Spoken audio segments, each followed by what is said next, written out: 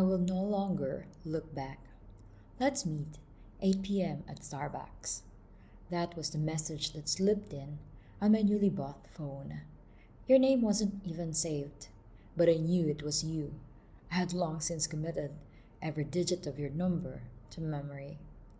After all this time, 10 years no less, we had shared life in fragments, weathered trials side by side.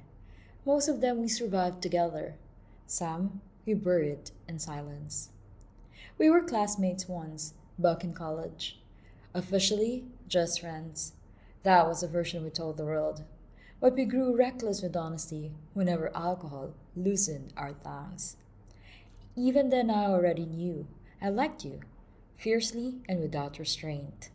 So my frustration burned at your clumsy, hesitant attempts. Until one day, you messaged me too.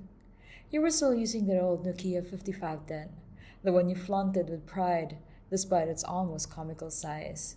You said, 6 p.m., let's meet.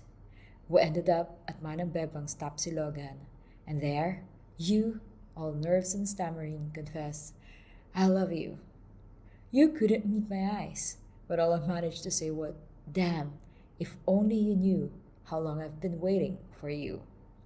Your face brightened as if dawn had broken across it, and then your lips found mine. That was 10 years ago, the beginning of us. You even wrote countless songs for me. There were nights you chose my company over your games of Dota. And whenever you went home to your province, I would cook meals for you to bring and search for something thoughtful to give your mother. But then I moved ahead. I graduated first. You stumbled over a subject, shifted courses twice. I found work before you did. While you wrestled with your thesis, I was buried in paperwork requested by the Senate. Then, just last month, you sent another message. Let's have a break. Okay, I replied. I thought you only meant a pause, something temporary. But damn, you vanished. Unreachable. I called and called, but you never answered, not once. And then on Facebook, you even quoted Kulov by Yan Constantino.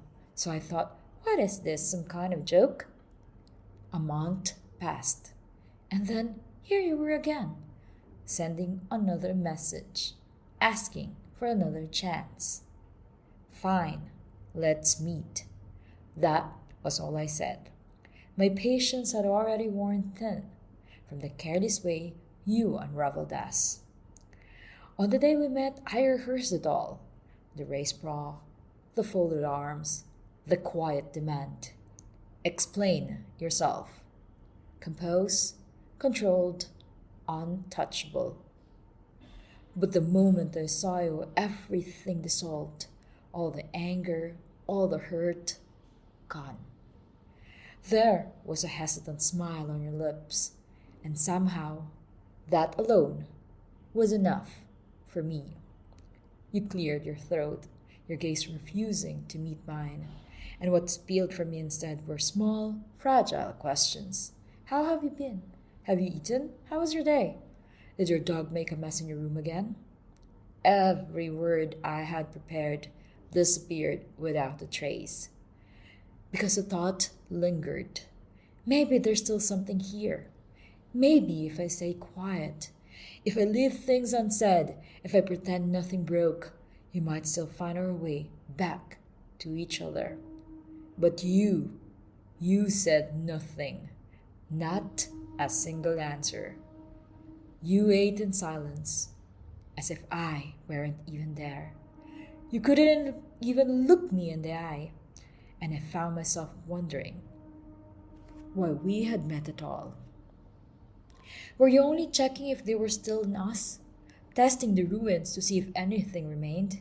Did my trying too hard irritate you? Why was there no response? Why did it feel like I was alone in that moment? It is exhausting, I realize. Speaking into silence, forcing a smile, pretending nothing is broken. And when the night finally ended, a night heavy with hesitation.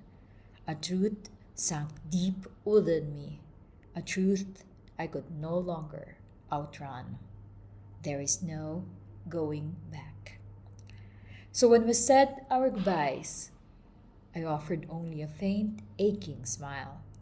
And as I turned away, I knew this time I would not look back.